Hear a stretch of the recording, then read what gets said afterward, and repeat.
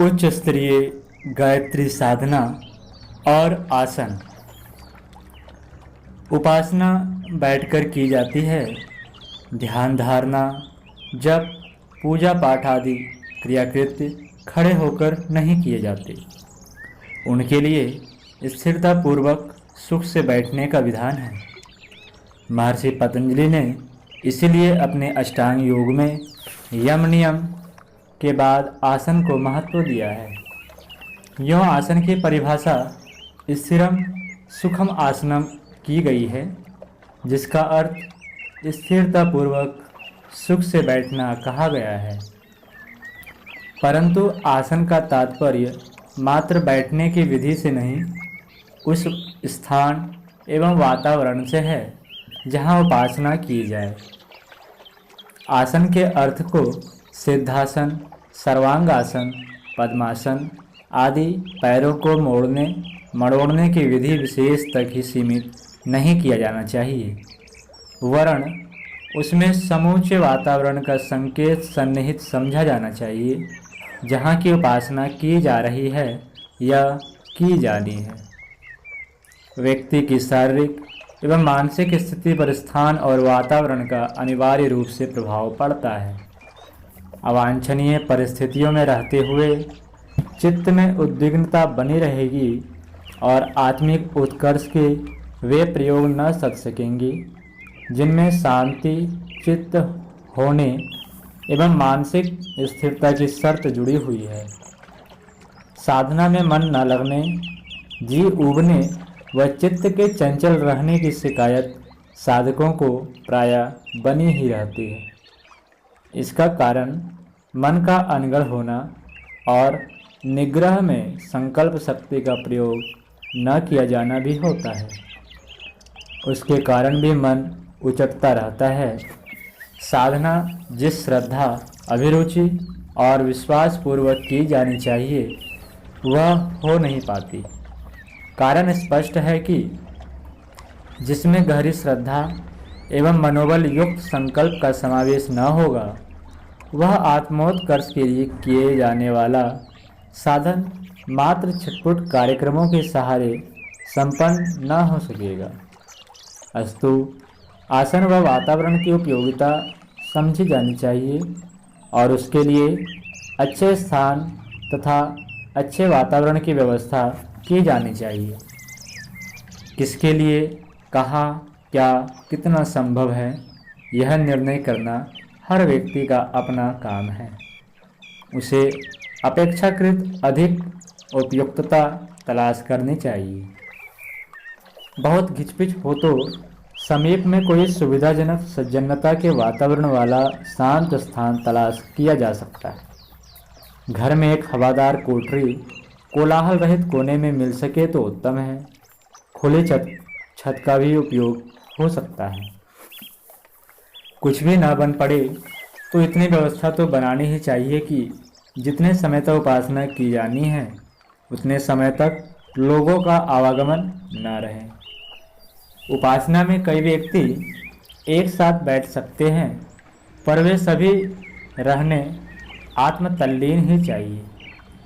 एक ही हलचलें दूसरों का ध्यान न उचटाएं, तभी साथ बैठने की सार्थकता है। अब आसन की वह परिभाषा आरंभ की जाती है जिसका बैठने से संबंध है। आसन पैरों का ही नहीं, समस्त शरीर का होता है। कमर सीधी, आंखें अधोमिलित, शांत चित्त, स्थिर शरीर, यह स्थिति रहनी चाहिए। मात्र ध्यान करना हो तो दोनों हाथ गोदी में रहने चाहिए, अन्यथा जप में दाएं बाएं हाथ को इधर उधर भटकाते नहीं रहना चाहिए। वरन एक निर्धारित क्रम सुस्थिर रखने की व्यवस्था आसन मुद्रा कहलाती है। पैरों को जिस प्रकार मोड़कर बैठा जाए, इसका भी साधना में महत्व है। बैठक का भी शरीर और मन पर प्रभाव पड़ता है और उसके सहारे साधना की सफलता में सरलता उत्पन्न होती है। यहाँ इतना और स्मरण रखने योग्य है कि उत्तानपाद, शीर्षासन, मत्स्यासन, मयूरासन आदि 84 यह न्यूनाधिक संख्या में गिनाए जाने वाले आसन एक प्रकार के शारीरिक व्यायाम हैं। आरोग्य रक्षा की दृष्टि से विशेष व्यायामों जैसा ही उनका महत्व है। उन्हें आध्यात्मिक साधनाओं के साथ सम्मिलित नहीं किया जा सकता। चित्र विचित्र ढंग से शरीर के अवयवों को मोड़ने मड़ोड़ने से शरीरगत लाभ तो हो सकते हैं, पर मन की एकाग्रता पर तो उनके कारण उत्पन्न हुए तनाव से बाधा ही पड़ेगी। साधना के लिए बैठने में शरीर को सुविधा की स्थिति में रखे रहने वाली मुद्रा होनी चाहिए। इसके लिए सुखासन सर्वसुलभ है।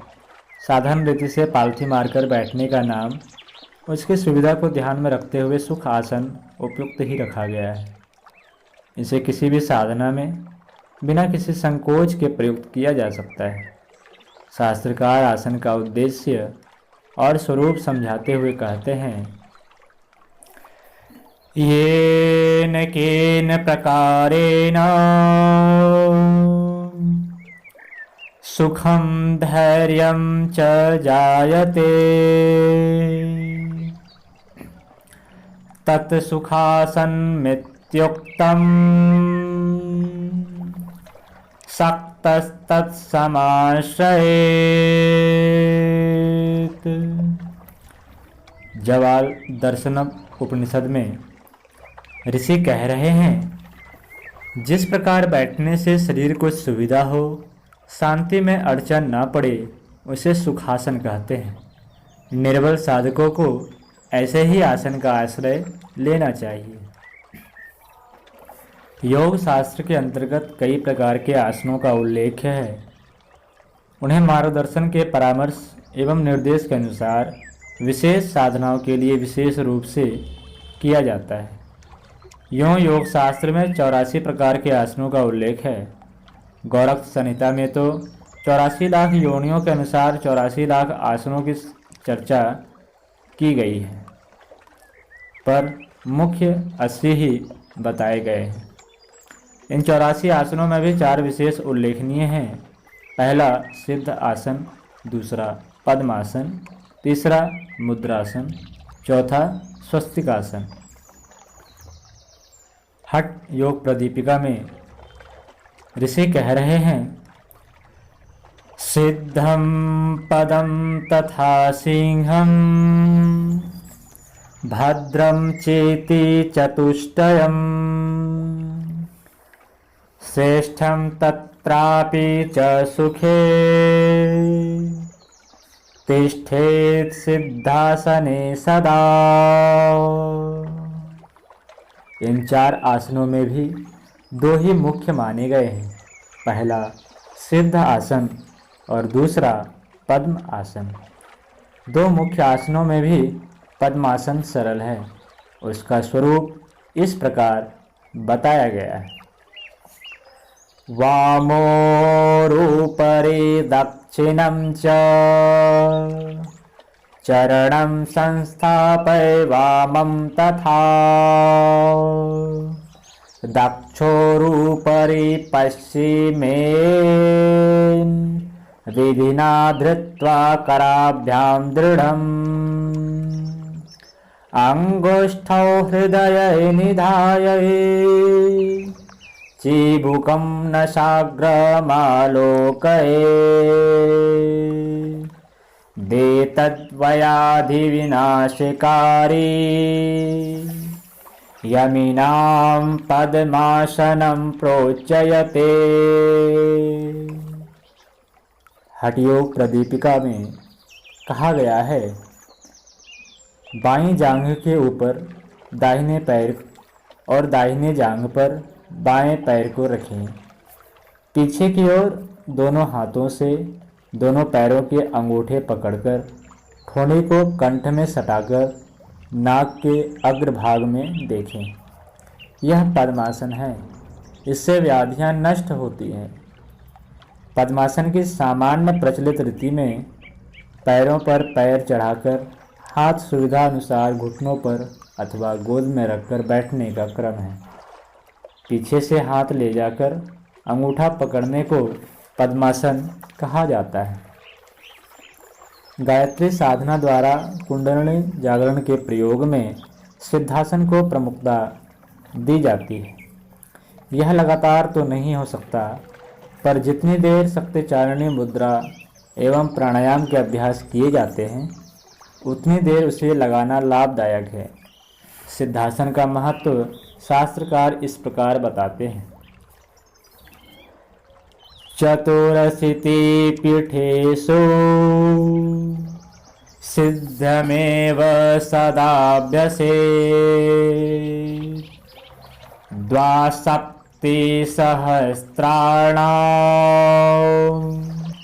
नाडीनां मलशोधनम्।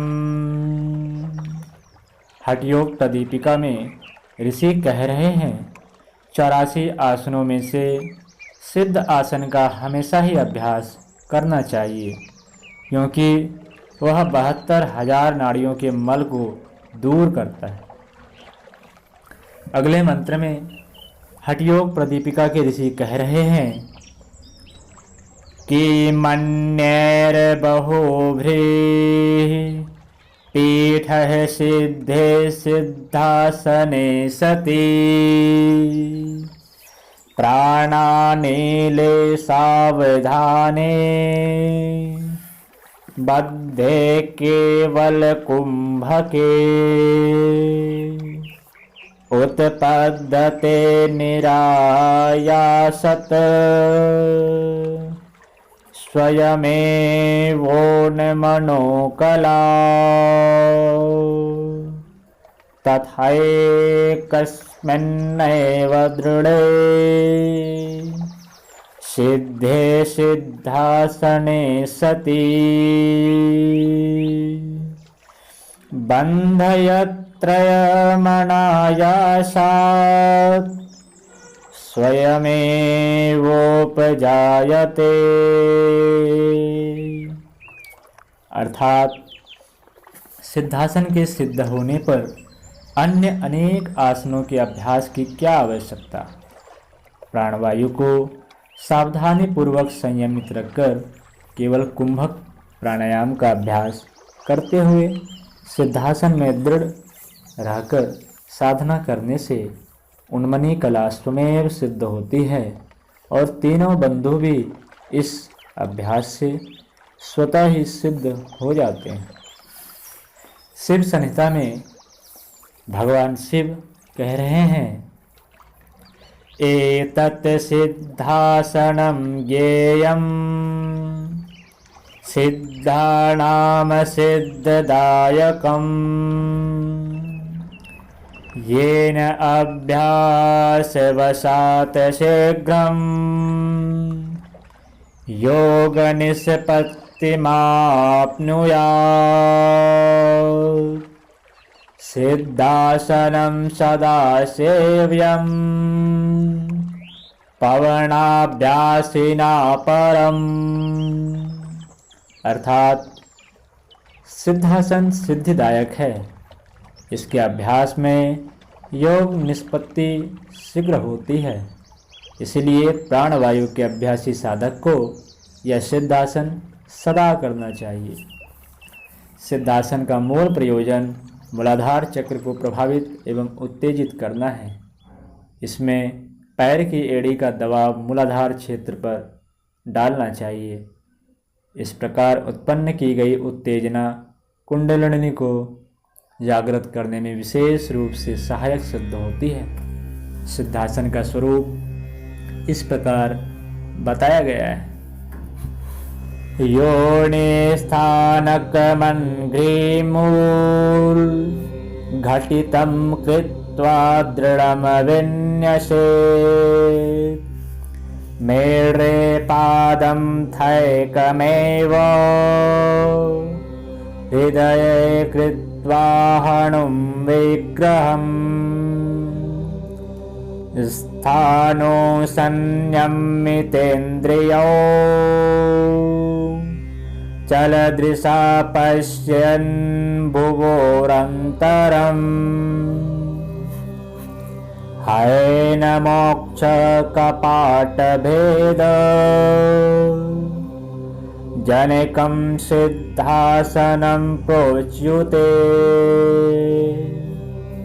गौरक्ष पद्धति में कहा गया है, योनि स्थान के बाएं पद के मूल देश से दबा और एक चरण मेड़ू के देश में आबद्ध करके एवं हृदय में ठोड़ी को जमाते हुए देह को सरल रख दोनों भावों के मध्य देश में दृष्टि स्थान पूर्वक यानी शिव नेत्र होकर निश्चल भाव से बैठने का नाम सिद्धासन है। सिद्धासन का स्वरूप अधिक अच्छी तरह समझने के लिए उसे इस प्रकार जानने और अभ्यास में लाने का प्रयत्न करना चाहिए। सिद्धासन, कमर सीधी, ध्यान मुद्रा, बायां पैर इस प्रकार मोड़ें कि उसकी एड़ी का ऊपरी भाग सीवन मलमूत्र छिद्रों के मध्यवर्ती भाग के नीचे आ जाए।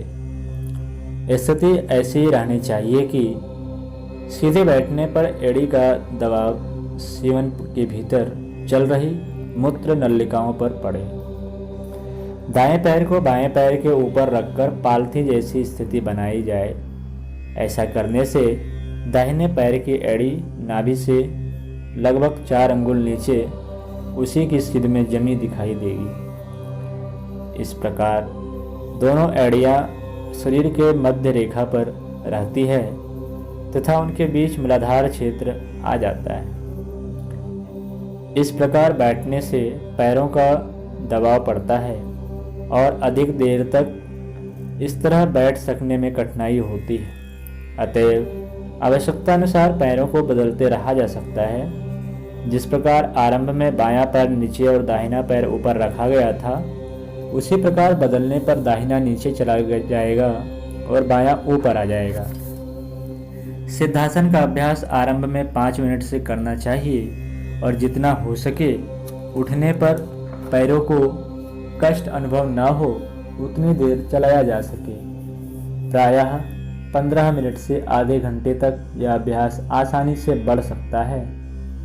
इसका प्रयोग सामान्य जप में नहीं, सूर्यभेदन प्राणायाम जैसे विशेष साधनाओं में ही करना चाहिए। सामान्य गायत्री जप ध्यान आदि में तो पालथी मारकर बैठना ही पर्याप्त है।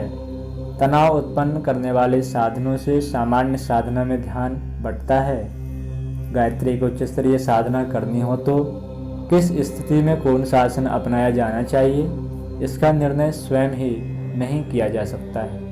इसके लिए उपयुक्त मार्गदर्शन की सहायता पथ प्रदर्शक के रूप में प्राप्त करनी चाहिए। इसके साथ वातावरण, स्थान एवं संयम नियम का अपना महत्व तो है ही।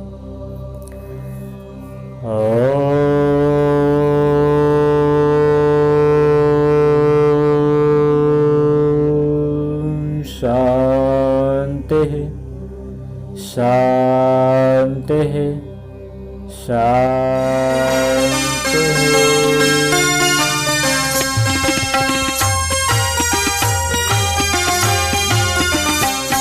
चलो गुरुदेव के सपने सजाने की शपथ ले लें। चलो गुरुदेव के सपने सजाने